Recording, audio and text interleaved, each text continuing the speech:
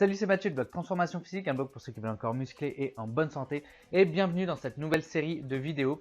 Une série de vidéos où je vais critiquer des programmes de musculation et voir un peu ce que la science a à dire sur les différents programmes. Et aujourd'hui, je compte m'attaquer à la méthode Lafay. Alors cette vidéo sera en deux parties parce que sinon, ça serait beaucoup trop long. Donc n'hésite pas à bien regarder les deux parties. Mais avant de commencer, je t'invite à aller dans la description justement pour télécharger un programme de musculation et avec un calculateur de taux de masse grasse et bien sûr un e-book sur la perte de poids et la prise de muscle. N'oublie pas de t'abonner à la chaîne et de liker la vidéo. Allez, c'est parti.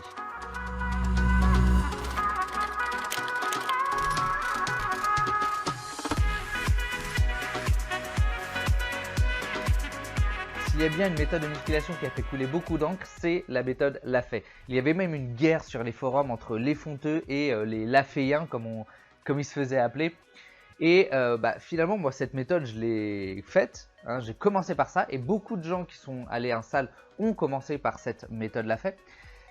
Et je me suis dit que, au vu des connaissances que j'ai pu acquérir au cours des années et de la formation bayésienne que j'ai suivie en sciences de l'entraînement et de la nutrition, eh bien, je me suis dit que ce serait une bonne idée de me replonger dans cette méthode de musculation et de l'analyser pour voir si finalement, est-ce qu'elle est si bien que ça. Un jour de décembre 2012, le petit Mathieu se dit « Mais moi aussi j'ai envie d'être musclé. Moi aussi je veux des gros bras. Moi aussi je veux des pecs énormes.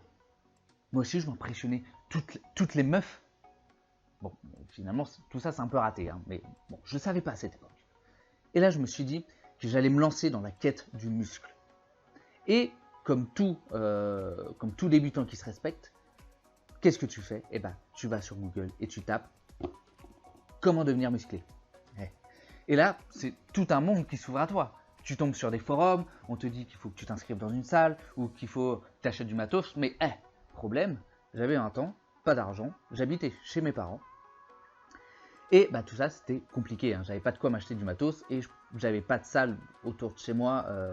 Je ne connaissais pas de salle autour de chez moi et j'avais pas de quoi me payer un abonnement. Et j'ai continué mes recherches et là, je suis tombé sur la méthode ultime, la méthode Lafay.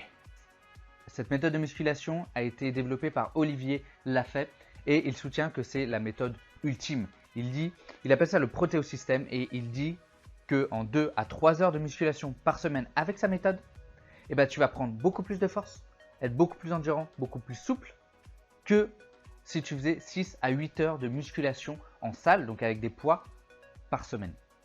C'est pas merveilleux tout ça? Cette méthode est le résultat de 15 années de recherche et d'expérience.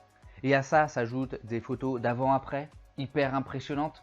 Et là, je me dis, mais ça y est, j'ai trouvé la méthode ultime pour avoir un corps de fou furieux.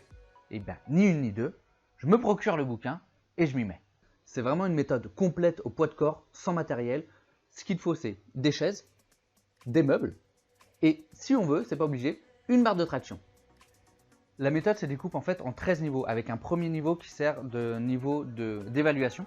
Et le but, c'est de développer ta force, ta masse musculaire, ta souplesse et ton endurance. Et d'ailleurs, la souplesse, c'est un élément très important de la méthode, mais qui est souvent très négligé par les pratiquants de la méthode, moi y compris. Mais on va revenir sur ce point-là.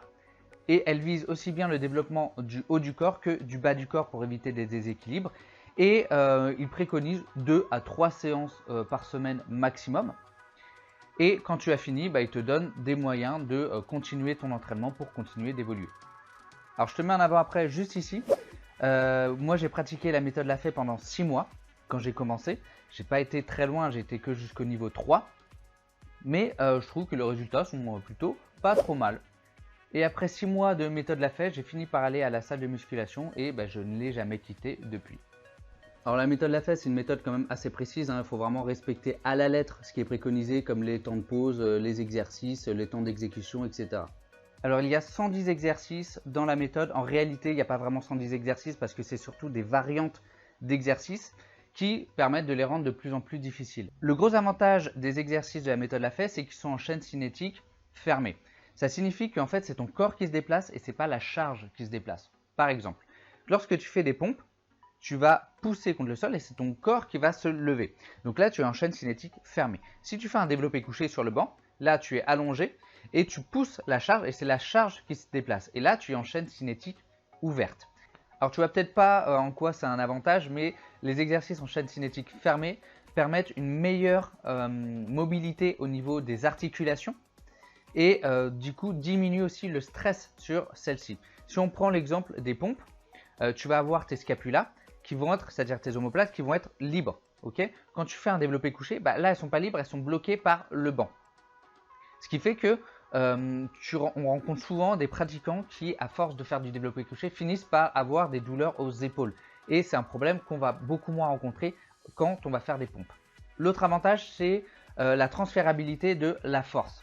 C'est-à-dire que si tu vois quelqu'un faire un développé couché très lourd, tu vas dire putain, lui il est fort.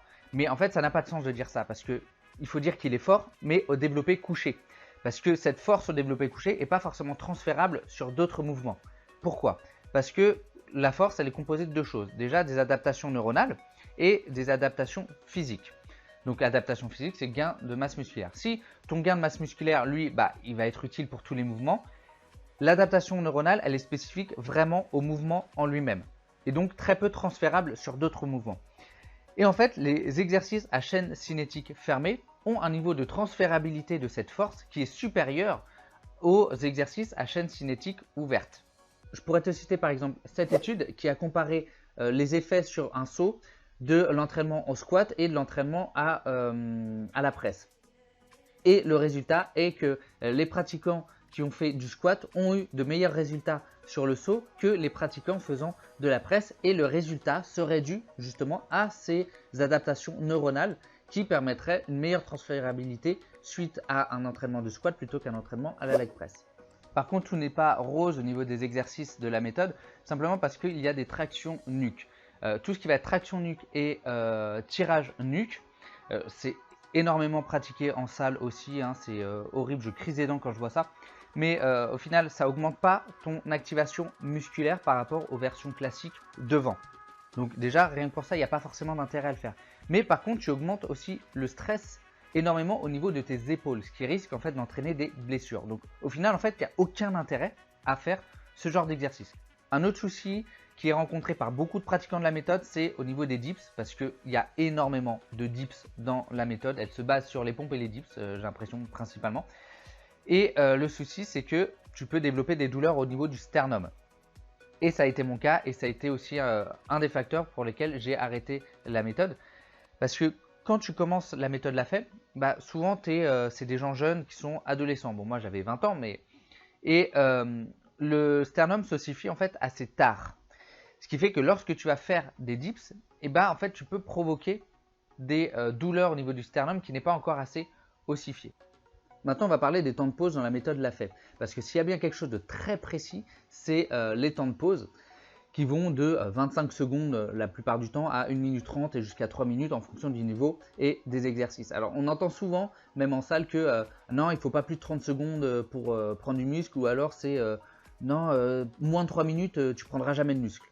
Et où est la vérité en fait dans tout ça? Ce qui est important pour la croissance musculaire, c'est la tension mécanique. C'est-à-dire que lorsque tu vas faire un exercice de musculation, tu vas exercer une tension sur ton muscle. Okay, le souci avec des temps de repos courts, c'est que tu vas accumuler de la fatigue musculaire. Sauf que du coup, tu vas pouvoir faire moins de volume, moins de répétitions parce que ton muscle sera fatigué. Le souci, c'est du coup, si ton volume est moindre, ta tension mécanique est aussi moindre et donc l'hypertrophie et la croissance musculaire est aussi moindre. Tu as notamment cette étude de Brad Schoenfeld qui montre que des temps de repos d'1 minute permettent de développer moins de force et moins de masse musculaire que des temps de repos plus longs, par exemple de 3 minutes chez des personnes entraînées. Cependant, plus l'intensité est faible et plus il va falloir utiliser des temps de repos courts pour augmenter la fatigue neuromusculaire. Et là tu te dis, mais attends Mathieu, tout à l'heure tu me disais que la fatigue neuromusculaire diminuait le volume. Alors oui, mais si tu utilises une intensité suffisante. Là, une intensité faible, il va falloir que tu puisses recruter un maximum de fibres musculaires. Et pour ça, la fatigue neuromusculaire accumulée va en fait diminuer le seuil de recrutement des unités motrices à seuil de recrutement les plus élevés. Donc dans le cadre de la méthode Lafay, des temps de repos courts pourraient être justifiés. Un autre pilier de la méthode Lafay, c'est le système de progression. Quand tu fais de la musculation, ton but c'est de progresser parce que tu dois rajouter soit du poids, rajouter soit des répétitions. C'est ce qu'on appelle la surcharge progressive. Sans progression, tu n'as ni adaptation neuronale, ni adaptation physique. Donc finalement, tu fais du surplace. Le système de progression de la méthode Lafay est extrêmement bien pensé et extrêmement motivant parce qu'il fonctionne par niveau. C'est-à-dire que ton but, c'est d'atteindre un certain nombre de répétitions pour pouvoir aller au niveau suivant. C'est un peu comme dans un jeu vidéo en fait finalement. Et du coup, ça te motive à te surpasser pour essayer de monter et de gravir en fait les levels.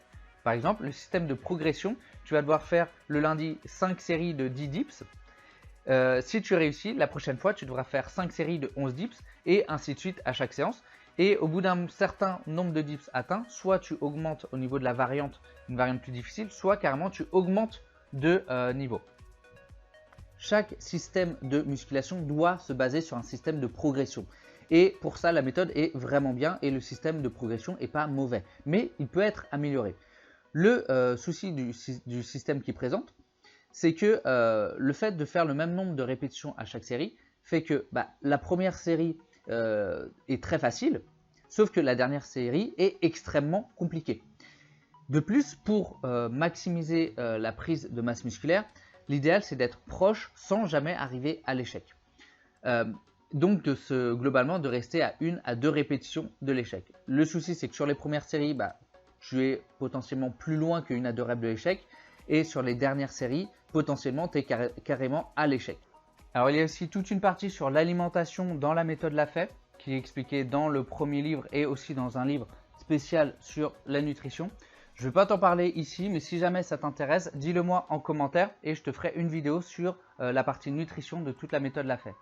J'espère que cette première partie t'a plu. Si c'est le cas, n'hésite pas à t'abonner à la chaîne et bien sûr à liker la vidéo. Et je compte sur toi pour aller voir la deuxième partie.